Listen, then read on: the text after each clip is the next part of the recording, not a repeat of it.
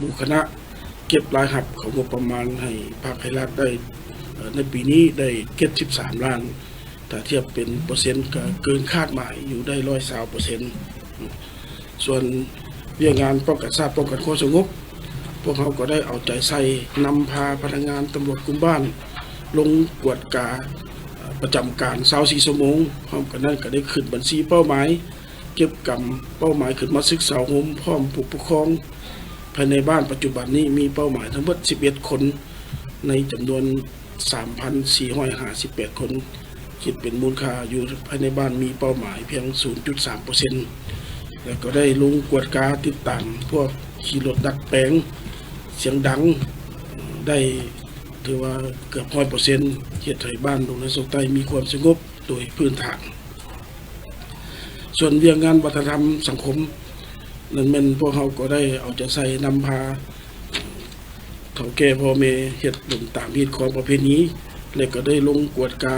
บรรดาห้านกินดื่มห้านบันเทิงที่บ่สอดคล้องกับฮีตของประเพณีผลเด่นพวกเขาก็ได้นำพาสร้างสาพัฒนาหนทางบ้านในปี 2025 ผ่านมานี้พวกเขาสามารถปลุกระดมพ่อแม่ประชาชนบริเวณหน่วย 34-35 และนักธุรกิจต่างประเทศโดยเฉพาะแม่นคนจีนสามารถสร้างทางคอนกรีตอยู่หอมชิปได้มีความยาว548 เมตรกว้าง10 เมตรหนา18 เซนติเมตรเสริมเหล็กมีไฟ2 ฝาข้างมูลค่า6 ตื้อกีบในนั้นแม่นทุนของบริษัทต่างประเทศโดยเฉพาะแม่นเคอร์ซันทาวอัสซิงฟูจูวงแล้วก็อาหลิงเนาะรวมกันเฮ็ดอยู่หอม10ถือว่าหอม10นี่ถือว่าแล้ว 100% แล้วเนาะอันนี้แม่นผลงานใน1 ปีที่บ้านเฮาเฮ็ดผ่านมาและในแผนการต่อหน้าพวกเราจะสืบต่อสร้างทางที่ยังบ่ทันแล้วหั่นเนาะที่ว่ายังเป็นจุดเป็นบอนโดยเฉพาะอยู่หอม6กับหอม7เนาะแล้วก็จะสืบต่อศึกษาโฮมเป้าหมายที่ยังมี11 คนให้ลดน้อยถอยลงแล้วจะแก้ไขพวกเร่ร่อนที่ย่างน้ำถนนหนทางเนาะเพื่อให้บ้านเมืองมีความเป็นระเบียบเรียบร้อยท่านไพฑูรย์ยอดอุดมยังได้กล่าวเติมอีกว่าในต่อหน้าคณะองค์การปกครองบ้านของพวกเขายังได้วางแผนสู่โซนสืบต่อนำพาพัฒนาบ้านให้มีการเติบใหญ่อย่างต่อเนื่องเอาใจใส่ในการระดมก่อสร้างเส้นทางหอมให้สำเร็จกลายเป็นเส้นทางเบตงในทุกเส้นทั่วบ้านนำพาเฮ็ดเวียกงานป้องกันศาสตร์ป้องกันความสงบอย่างเข้มงวดและนำพาสร้างขบวนออกแห่งงานเฮ็ดอนามัยสร้างความสะอาดจบงามเฮ็ดให้บ้านดงนาโศกไตเป็นบ้านที่น่าอยู่สงบปลอดภัยและเป็นระเบียบเรียบร้อยอิงตามแผนการป้องกันการเฉลิมฉลองส่งท้ายปีเก่าคศ2025ต้อนรับปีใหม่คศ2026ซึ่งเริ่มจัดตั้งปฏิบัติแต่วันที่29ธันวาคมปี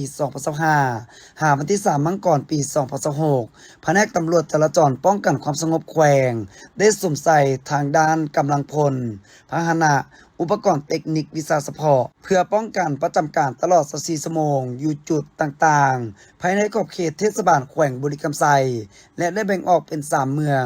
มี4จุดกวดกาคือบ้านโพนสว่างเมืองปากสันเส้นทางเลขที่13ไตจุดบ้านโนนสมบูรณ์บุรีคำไซเส้นทางเลข21เมืองคำเกิด2จุดบ้านกวนจันทร์เส้นทาง 8Aจุดบ้านพลไซเส้นทาง 1E นอกนี้ยังมีกองกำลังตำรวจจราจรตำรวจมอดไฟอยู่บรรดาป้องกันความสงบเมือง7เมืองอีกด้วยในนี้แม่นได้จดบันทึกข้อมูลพาหนะที่ละเมิดกวดกาทัดเหล่าของนักขับขี่วัดแทกความไวและนำใช้กำลังเจ้าหน้าที่ลงกวดกาตามจุดและเส้นทางหอมเพื่อรักษาความสงบปลอดภัยอย่างเข้มงวดผ่านการจัดตั้งปฏิบัติหน้าที่เริ่มแต่วันที่29ธันวาคมปี2025หาวันที่3มังกรปี2026มีอุบัติเหตุเกิดขึ้นทั่วแขวงบุรีคำไซทั้งหมด3ครั้งเมืองเวียงทองเกิดขึ้น1ครั้งเมืองปากสันเกิดขึ้น2ครั้งมีพาหนะเปเพทั้งหมด8คันเปเพเล็กน้อย2คันเปเพสมควร6คันมีคนได้รับบาดเจ็บทั้งหมด4คนเจ็บเล็กน้อย1คนเจ็บสมควร2คน เจ็บสาหัส1 คน สาเหตุการละเมิดย้อนดื่มสิ่งของมึนเมา2 กรณี เกิดจากการใช้ความไว1 กรณี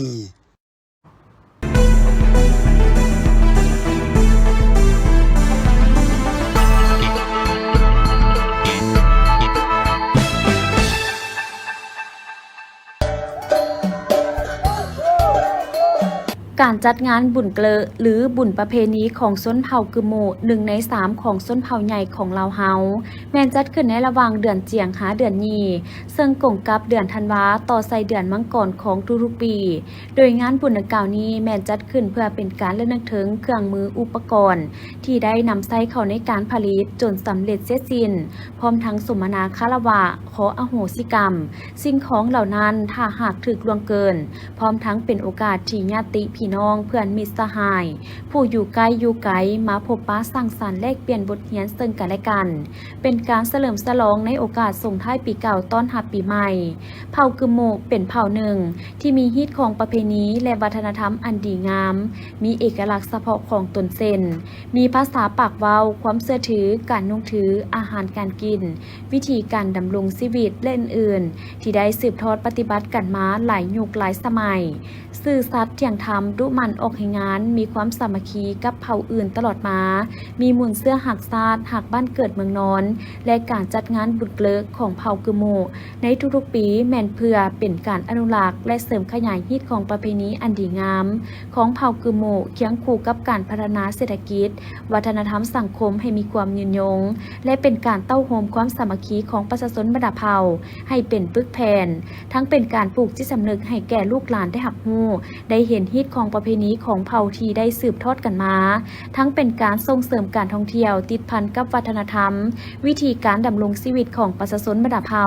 และที่สำคัญบุญเกลอยังเป็นบุญหนึ่งที่แสดงถึงจิตใจบริสุทธิ์พุทธพองต่อปู่ย่าตายายพ่อแม่บรรพบุรุษที่สร้างผลงานป่าไว้ให้ลูกหลานมีอยู่มีกินสนุกสบายเจริญหุ่งเฮืองที่สำคัญพิธีก้าแก่มบุญเกลอแม่นจะต้องมีเหล้าไหไก่ต้มเครื่องปลูกของฝังผลผลิตและบรรดาอุปกรณ์ต่างๆที่นำใส่เข้าในการผลิตใน1 ปีที่ผ่านมาเพื่อท่อนโฮมเข้าในพิธีกรรมบุญเกลอเป็นการระลึกถึง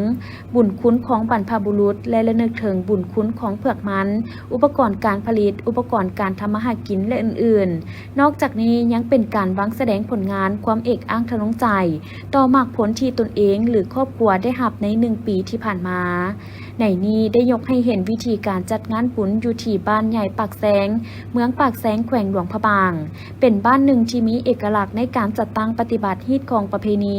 ที่ได้นำเอาหุ่นปู่เยอะหย่าเยอะคน7 ศอกจักตอก7 ว้าพระเข่า9 ตังพระหนัง9 สั้นตีกองคัน9 ศอกและรวมไปถึงการนุ่งถือของเขาเจ้าในเวลานั้นแม่นอาศัยนุ่งเปลือกไม้เซนทับหนังหยาบอาบน้ำยางอาวุธหลาเนื้อมีหอกเหลาแหลมการปลดปีเกลอะการทำพิธีฮีตของแม่นปฐมประทานอาหารการกินแม่นประเภทสัตว์ป่าและเครื่องป่าของดงการประดับประดาแม่นใส่ฝดไม้หลายอย่างพาหนะหับไซในการดำรงชีวิตมีผ้าคมเพชรขวานคมเพชรฟัน7 เดือน7 ปีบ่หลับนอกนี้ยังได้มีการสร้างบรรยากาศม่วนซื่นโดยเครื่องดนตรีพื้นบ้านเป่าปีเป่าคุยเป่าใบไม้ต่อยแล่นแต่เฮ็ดให้มีความเบิกบานม่วนซื่นจากเหตุการณ์ดินยุบตัวในครั้งล่าสุดในเวลาประมาณ 3 โมงเช้าของวันที่ 3 มังกร 2026 ส่งผลกระทบต่อประชาชนและเขตผลิตกสิกรรมโดยเฉพาะแม่นสหกรณ์กสิกรรมอินทรีย์บ้านทงมังที่ได้รับผลกระทบถึง 30 กว่าครอบครัวล่าสุดวันที่ 7 มังกรนี้ท่านนางคำม้อนหลวงลาดประธานสหกรณ์กสิกรรมอินทรีย์ทงมังได้ให้สัมภาษณ์และเล่าเหตุการณ์ดินยุบตัวในเขตบ้านทงมังต่อทีมข่าวของพวกเขาว่าเหตุการณ์ดินยุบตัวในเขตทงมังดังกล่าวแมนได้เกิดขึ้นมาหลายครั้งแล้วในนั้นครั้งทำอิฐแมนเกิดตั้งแต่เดือนมิถุนายน 2025 ที่ผ่านมาและเกิดขึ้นทีเรื่อยๆติดต่อกันจนถึงครั้งล่าสุดในต้นปีนี้ที่ได้สร้างผลกระทบเป็นจำนวนหลวงหลายและมีผู้เสียชีวิตเป็นจำนวน4 คนสบายดีข้าพเจ้าซื้อขมอนหลวงลาดเนาะประธานสหกรณ์กสิกรรมอินทรีย์ทงมังแล้วสหกรณ์ของพวกเขานี่ถือผลกระทบจากการดินยุบนี่จำนวน30 ปลายครอบครัว30 ปลายครอบครัว เบื้องแรกที่สภาพที่มันเป็นดินยุบมันตั้งแต่เดือน6 2025ลักษณะที่มันเป็นก็คือแห้งแล้วมันเป็นยุบเป็นบวกอยู่3จุดที่1ก็อยู่ให้นาเนาะจุดที่1ก็อยู่ให้นาจุดที่2ก็คืออยู่ฟาร์มไก่เฮ็ดให้ฟาร์มไก่มันเงียงแล้วก็เฮือนหันมันเงียงเนาะแล้วทั้งภาคส่วนที่เกี่ยวข้องเขาเจ้าก็ไปเอาดินไปถมเนาะแล้วภาคส่วนที่อยู่ให้นาหั่นก็แม่นเขาเจ้าก็ว่ามันเป็นดินลูกดินบวกธรรมดาบ่มีใครสนใจเนาะแล้วมาจนฮอดเดือน9มาฮอดเดือน9แล้วมันมีให้นาของประชาชนกำลังใกล้สิเป็นตะเกียวเนาะแล้วประชาชนมานาแล้วมาเห็นดินยุบดังแห้งๆแล้วเขาเจ้าก็เล่นเมื่อรายงานนายบ้านแล้วนายบ้านก็ประกาศโทรโคงแล้วจังมีหลายภาคส่วนที่ฮู้จักเนาะหลายภาคส่วนที่ฮู้จักแล้วก็หลายภาคส่วนที่ลงมาแล้วจากภาคส่วนใดลงมาเฮาก็บ่ฮู้เนาะแล้วอีกต่อมาเดือน10นี่มาลงอีกมาลงอยู่จุดใกล้กันหั่นเนาะแต่ก็มันเฮ็ดให้เป็นดินเงียงมาแล้วเดือน11นี่ห้ายแห้งที่สุดแล้วมันลงอยู่จุดปลายคลองเป็นขุมเลิกอยู่นาเท่าหลองไซกับนาท่านอนุสักษ์เฮ็ดให้กำแพงสวนล่มละลายไปเบิดเนาะตัวนี้แล้วมาจุดที่4ที่5นี่ก็คืออยู่นาของเท่าแดงเป็นบริเวณกว้างตัวนี้นะแล้วก็ตัวนี้ก็คือเห็นภาคส่วนท่านการนำลงมากวดกาเนาะแล้วก็ล่าสุดในคืนวันที่2นี่ก็เป็นจุดของนาเท่าคำพรนี่อยู่ในหั่นมันมี4คนที่นอนอยู่ในหั่นเลี้ยงงัวยุบลงในเวลา2 โมงป่ายเนาะพวกข้าพเจ้าหลังจากเขาเจ้ามีเสียงนาอยู่ใกล้หั่นเขาเจ้าไปเห็นแล้วเขาเจ้าแลนออกมาห้องเฝ้าระวังกันส่วนพวกข้าพเจ้าเข้าไปแล้วบ่เห็นอย่างแล้วมีแต่เสียงลั่นบึมอยู่หั่นเนาะอันนี้ละแม่นจุดที่เฮ็ดให้สมาชิกของสหกรณ์ของพวกข้าพเจ้าได้ถูกผลกระทบหลายที่สุดเนาะนะอันนี้แม่นจากนั้นมาหลังจากพวกเขาถูกผลกระทบในวันที่3มาแล้วมีทางหน่วยงานที่เกี่ยวข้องเนาะเขาเจ้าก็ได้มาบอกภาคส่วนครอบครัวที่อยู่ใกล้เคียงที่มีความเสี่ยงจำนวน4 ครอบครัวแล้วเขาเจ้ามาขนเครื่องจำนวนที่จำเป็นเนาะเพราะว่าให้เอาออกไปก่อนแล้วจากนั้นมามือต่อมาก็บ่มีภาคส่วนใดที่ว่ามาสอบถามของพวกเขาเลยว่าชีวิตกันเป็นอยู่ง่ายไปนี่อยู่จังใดกินจังใดละสภาพเครื่องของพวกเจ้านี่อันใดเอาเบิดอันใดบ่เอาเบิดก็ยังบ่ทันมีภาคส่วนใดที่มาถามข้าวของพวกเขามีแต่มาบันทึกว่าเครื่องที่เอาไปนำบ่ได้มีเครื่องหัวของสวนไม่หยังหั่นเท่านั้นเนาะอันนี้เป็นสภาพที่มันเกิดขึ้นเฉพาะกับพวกเขานะแล้วก็จากนั้นพวกเขาก็อยากเสนอหั่นแหละเพราะว่าประชาชนทงมังแต่ก่อนก็แม่นอุดมสมบูรณ์ละให้นาตากะเนาะแล้วจากเพิ่นมาเฮ็ดบริษัทมานี่แล้วแม่นพวกเขามีผลกระทบหลายด้านทางด้านน้ำเค็มทางด้านดินยุบและเฮ็ดให้พวกเขามีการวาดภาวะเดี๋ยวนี้นะเครื่องหัวของสวนเนาะสมาชิกเขาจำนวนหนึ่งนี่ต้นพร้าวนี่นะเป็น400-500 ต้นที่กำลังขายเนาะพวกเขานี่ก็เป็นของสหกรณ์ไว้นุ่มนี่คือเขาจะปลูกเห็ดนี่เฮ็ดก็เป็นตั้ง3-4-5 พันจำนวนหนึ่งก็7,000 ปลายทิมละลาเอาอย่างบ่ได้นี่นะอันนี้เขาก็อยากเสนอทางภาคส่วนที่เกี่ยวข้องสิเฮ็ดแนวใดเพราะว่าชีวิตการเป็นอยู่ของชาวเกษตรกรนี่ที่ว่าหาเช้ากินค่ำเนาะก็อยากให้เบิ่งพวกเฮาหั่นแหละเนาะเครื่องหัวของสวนก็ได้ขายซุมื้ออันนี้ก็อยากฝากไว้นะเจ้า ในตอนท้ายของการสัมภาษณ์ทานนางคำมอนหลวงลาดยังเสนอถึงหน่วยงานที่เกี่ยวข้องอยากให้เข้ามาติดตามใกล้ชิดติดแทนเนื่องจากว่าปัจจุบันประชาชนมีความกังวลต่อกับเหตุการณ์ที่เกิดขึ้น ในวันที่7 มังกร 2026 ทานไก่นครธรรมวรห้องหัวหน้าห้องการคณะกรรมการส่งเสริมและคุ้มครองการลงทุนนครหลวงเมืองจันทร์ได้รายงานสภาพการพัฒนาการส่งเสริมและการคุ้มครองการลงทุนอยู่นครหลวงเมืองจันทร์ในโอกาสที่คณะผู้แทนกองประชุมใหญ่ครั้งที่ 12 ของภาค ได้ลงเยี่ยมยามเขตพัฒนากลุ่มรวมไซเศรษฐาซึ่งทานได้กล่าวว่าปัจจุบันนครหลวงจันทร์มีการลงทุนในเขตเศรษฐกิจพิเศษทั้งหมด5แห่งคือเขตพัฒนากลุ่มรวมไซเศรษฐาเขตเศรษฐกิจพิเศษบึงธาตุหลวงเขตเศรษฐกิจพิเศษหลองแทงเวียงจันทร์เขตเศรษฐกิจพิเศษดงโพสีและเขตโลจิสติกโดยมีเนื้อที่ดินตามสัญญาสัมปทานรวม 2,360 เฮกตาร์นับแต่การสร้างตั้งจนถึงปัจจุบันเขตเศรษฐกิจพิเศษทั้ง5แห่งสามารถดึงดูดการลงทุนจากภายในและต่างประเทศได้ทั้งหมด300บริษัทในนั้นบริษัทต่างประเทศ229บริษัทบริษัทภายใน46บริษัทและบริษัทร่วมลงทุนภายในต่างประเทศ25บริษัทการลงทุนดังกล่าวประกอบมีแขนงอุตสาหกรรม85บริษัทแขนงการค้า99บริษัทและแขนงบริการ116บริษัทมีทุนรวมทั้งหมด 6.7 ตื้อกว่าดอลลาร์สหรัฐและทุนจดทะเบียน 1.2 ตื้อกว่าดอลลาร์พร้อมกันนั้นเขตเศรษฐกิจพิเศษสามารถปฏิบัติพันธะเข้างบประมาณของรัฐได้573ตื้อกว่ากีบมีแรงงาน 11,232 คนในนั้นแรงงานลาว 7,953 คนและแรงงานต่างประเทศ 3,279 คน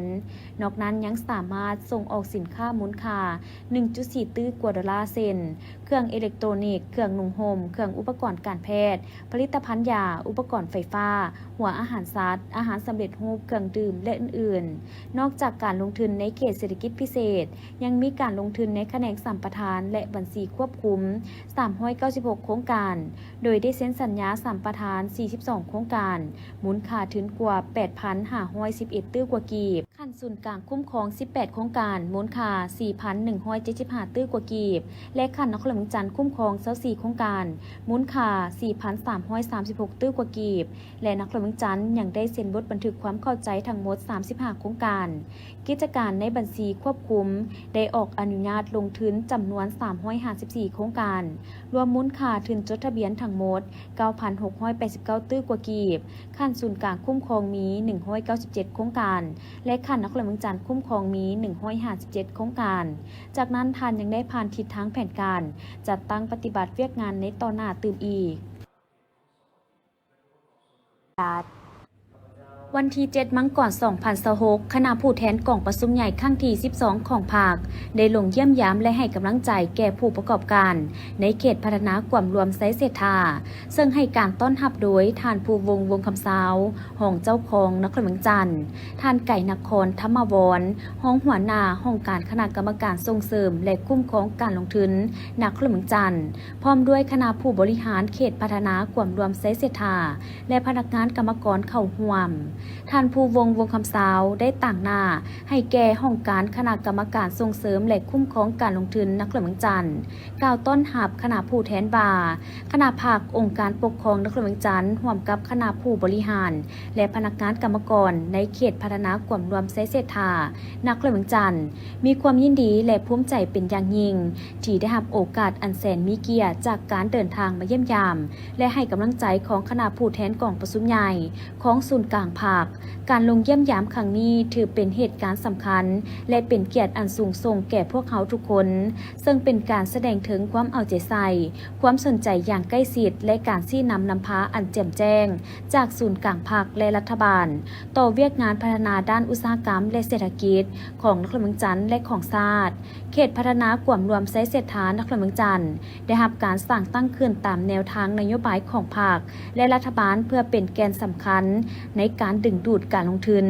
สร้างเวียกเหตุงานทำยกสูงขีดความสามารถในการผลิตอุตสาหกรรม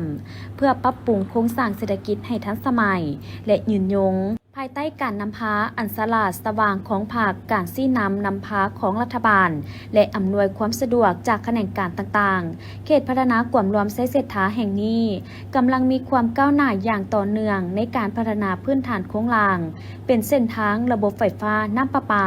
ระบบสาธารณูปโภคและสภาพแวดล้อมที่เอื้ออำนวยต่อกิจการลงทุนและการดำรงชีวิตของพนักงานกรรมกรและประชาชนพร้อมกันนั้นได้มีโครงการลงทุนจากภาย ในและต่างประเทศเข้ามาดำเนินกิจการอย่างต่อเนื่องซึ่งสร้างมูลค่าเพิ่มเติบโตทางด้านเศรษฐกิจและเติบโตอัตราการจ้างงานหลังจากนั้นคณะผู้แทนได้รับฟังการเสนอข้อมูลจากองค์การคุ้มครองและส่งเสริมการลงทุนนครหลวงก่อนจะลงเยี่ยมชมการผลิตสินค้าแบบประเภทแผ่นโซลาร์เซลล์ของบริษัทจงหุ้นโซลาร์เทคโนโลยีลาวจำกัดพร้อมกันนั้นคณะผู้แทนกองประชุมใหญ่ครั้งที่ 12 ของภาคก็ได้ลงเยี่ยมยามและให้กำลังใจแก่เขตเศรษฐกิจพิเศษบึงธาตุหลวงตื่มอีกโดยการต้อนรับของท่านนางลำพอยศรีอัคคจันทร์รองประธานสภาประชาชนนครหลวงจันทร์มีรองหัวหน้าคณะโฆษณาอบรมนครหลวงจันทร์รองหัวหน้าห้องการคณะกรรมการส่งเสริมและคุ้มครองการลงทุนรองหัวหน้าแผนกอุตสาหกรรมและการค้ารองประธานคณะกรรมการปกครองเมืองไซเสธาผู้อำนวยการเขตเศรษฐกิจพิเศษบึงธาตุหลวงพนักงานห้องการคณะกรรมการส่งเสริมและคุ้มครองการลงทุนนครหลวงจันทร์ท่านนางลำพอยศรีอัคคจันทร์ได้กล่าวว่าการเยี่ยมยามครั้งนี้ถือเป็นกำลังใจอันใหญ่หลวงและเป็นคำแนะนำอันล้ำค่าให้แก่คณะบริหารและพนักงานทุกภาคส่วนในการขับเคลื่อนการพัฒนาเขตพิเศษบึงธาตุหลวงให้ก้าวหน้าอย่างมีประสิทธิผลและจะพัฒนาเขตแห่งนี้ให้กลายเป็นแหล่งการลงทุนที่สำคัญแห่งหนึ่งของนครหลวงจันทร์และของชาติให้สอดคล้องกับความคาดหวังของภาครัฐบาลและประชาชนลาวบรรดาเผ่าท่องเที่ยว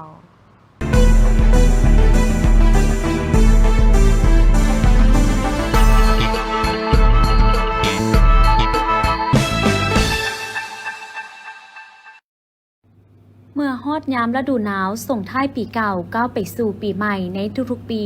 อยู่ที่หาดดอนซาวเมืองต้นเพิงแขวงบ่อแก้วที่อยู่ติดกับเขตเศรษฐกิจพิเศษสามเหลี่ยมคำเป็นระยะที่ดอกไม้พร้อมเบ่งบานโดยเฉพาะดอกงิ้วที่กระจายเต็มไปทั่วดอนซาวเบ่งบานสวยงามตะการตาจึงเฮ็ดให้มีนักท่องเที่ยวเข้ามาเที่ยวชมและเกิดให้มีกิจกรรมการท่องเที่ยวโดยเฉพาะเทศกาลที่ยิ่งใหญ่คือเทศกาลดอกงิ้วบานที่สวยสร้างสีสันกิจกรรมและความเบิกบานม่วนซื่นดึงดูดนักท่องเที่ยวจากภายในและต่างประเทศเข้ามาเที่ยวชมเป็นจำนวนหลายในแต่ละปีเป็นต้นแม่นนักท่องเที่ยวจาก 4 ประเทศที่มีชายแดนติดกันคือประเทศลาวไทยเมียนมาและประเทศจีนที่เดินทางมาชมเทศกาลทุกๆปีที่สำคัญในงานเทศกาลดังกล่าวยังมีกิจกรรมที่สำคัญดึงดูดนักท่องเที่ยวเช่นการแข่งขันเรือส่วงอยู่แม่น้ำคลองและการประกวดนางสาวดอกนิ้วบานที่เปิดโอกาสให้นางสาวและวัยหนุ่มจากแต่ละเมืองภายในแขวงเข้ามาประกวดเพื่อชิงตำแหน่งและเงินรางวัลจำนวนหลายในแต่ละปีและในปีนี้แม้จะได้จัดขึ้นเป็นครั้งที่23โดยจะจัดขึ้นในระหว่างวันที่30-31 มังกร 2026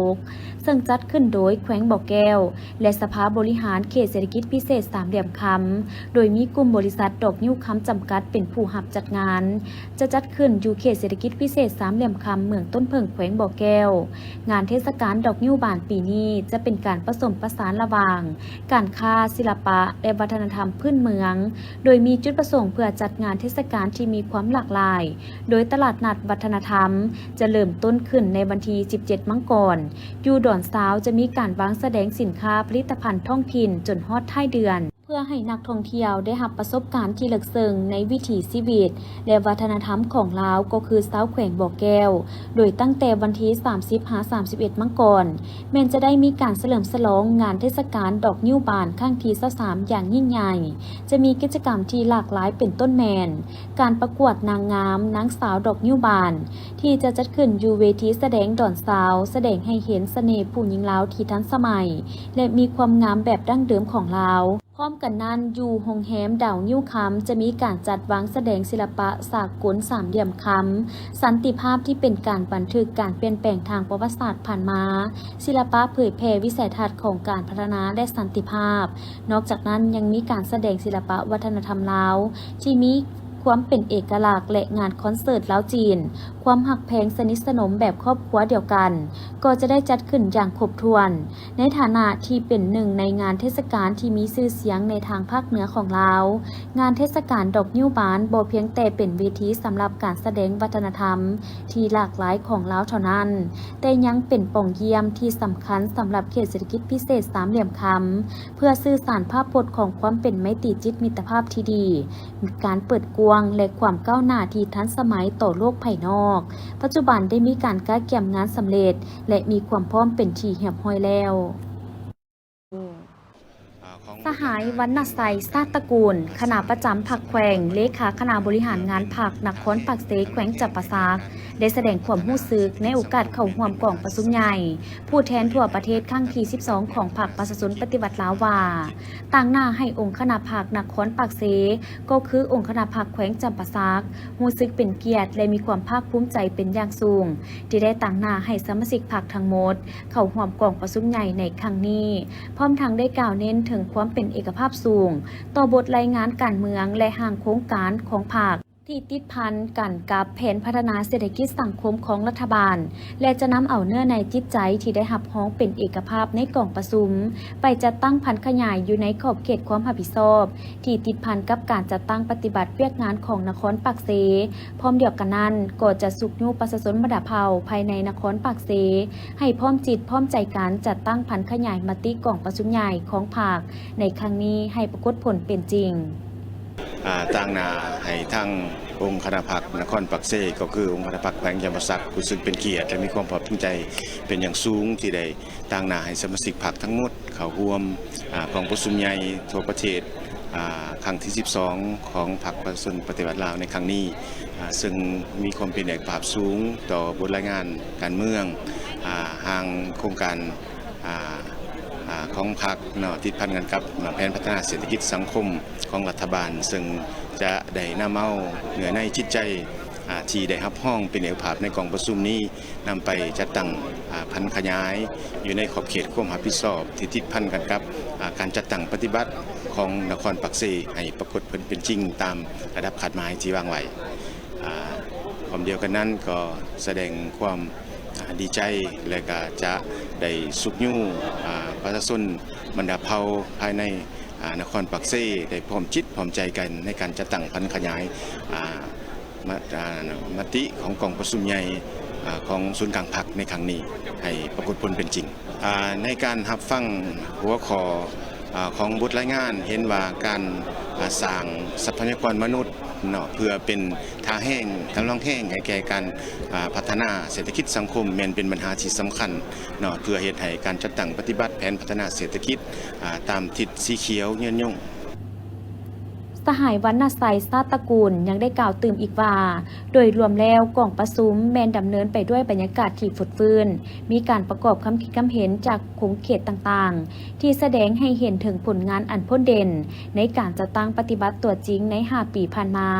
ซึ่งผลงานเหล่านั้นได้เฮ็ดให้การพัฒนาสาธารณรัฐประชาธิปไตยประชาชนลาวใน50 ปีผ่านมาก็คือการสร้างตั้งพรรคประชาชนปฏิวัติลาวใน70 ปีผ่านมามีผลงานที่โดดเด่นอันสามารถเฮ็ดให้สากลรับรู้และย่องยอสมเสยดอลลาร์สหายเล็กไหลศรีวิไลกรรมการศูนย์กลางภาครัฐมนตรีกระทรวงโยธาธิการและขนส่งได้ให้สัมภาษณ์เกี่ยวกับผลสำเร็จของเวียกงานรถไฟลาวจีนตลอดระยะ4 ปีผ่านมาว่านับแต่มือเปิดนำไส้รถไฟลาวจีนในวันที่3 ธันวาคม 2021มาฮอดปัจจุบันเห็นว่ามีผลสำเร็จที่พ้นเด่นหลายด้านเช่นการเปลี่ยนแปลงยุทธศาสตร์เปลี่ยนจากประเทศที่บ่มีทางออกสู่ทะเลมาเป็นประเทศเสื่อมโจทย์เสื่อมโยงอย่างเป็นทางการ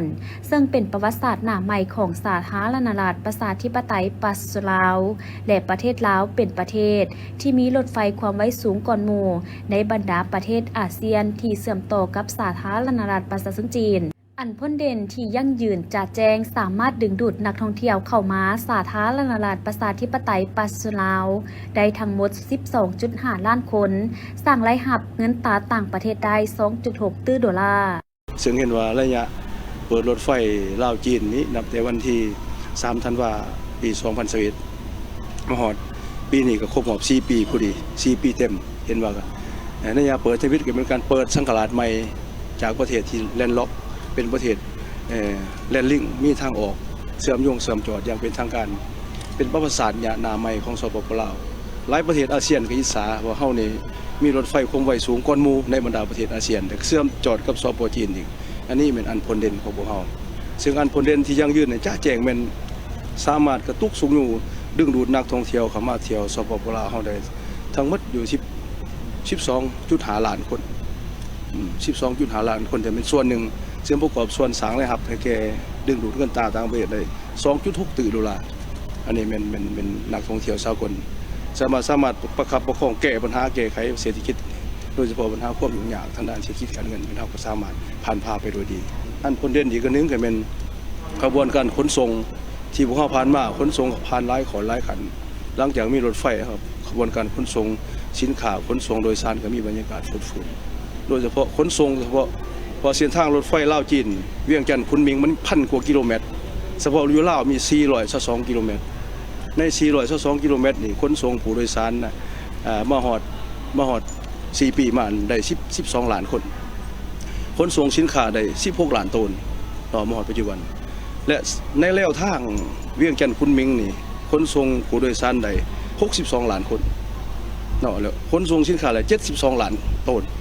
พอมันอยู่แล้วเดียวกันเด้อยู่เมืองจีนน่ะเส้นทางของซื้อแบบมัน1,000 กิโลเมตรเวียงจันทน์คุนมิงนี่สามารถบริการผู้โดยสารสินค้าผลเด่นให้ซื้อเฮาเข้าใจที่ว่าเอาไปยังเฮาว่าอยู่ลาวเฉพาะ400 กิโลนี่แม่นเท่าไหร่12 ล้านคนเนาะแล้วก็ขนส่งสินค้าได้16 ล้านตันในระยะ4 ปีผ่านมาแต่เชื่อมโยงอยู่แล้วรวมนี่1,000 กิโลเมตรถือว่าผู้โดยสาร62 ล้านคนสินค้า72 ล้านตันอยู่ในแล้วเดียวกันนี่เนาะอันผลเด่นสำหรับรถไฟลาวจีนนี้ สำหรับทิศทางแผนการใน5 ปีต่อหน้าจะสุกยูส่งเสริมการท่องเที่ยวและดึงดูดนักท่องเที่ยวสากลเข้ามาเที่ยวลาวให้ได้22 ล้านคนคาดคะเนรายรับเงินตราต่างประเทศประมาณ8 ตื้อกว่าดอลลาร์นักท่องเที่ยวภายในให้ได้21 ล้านเถื่อคนสร้างรายรับประมาณ5 ตื้อดอลลาร์พร้อมนี้ก็จะขยายการเชื่อมจอดระหว่างลาวไทยและลาวจีนสุมใส่ขนครัวสร้างทางรถไฟลาวเวียดนามแขวงขมวนหาเวียดนามโดยคาดว่าจะเริ่มก่อสร้างในต้นปีพร้อมทั้งสุกยูโครงการทางด่วนและศึกษาความเป็นไปได้ในการสร้างทางรถไฟเวียงจันทน์หาปากเซ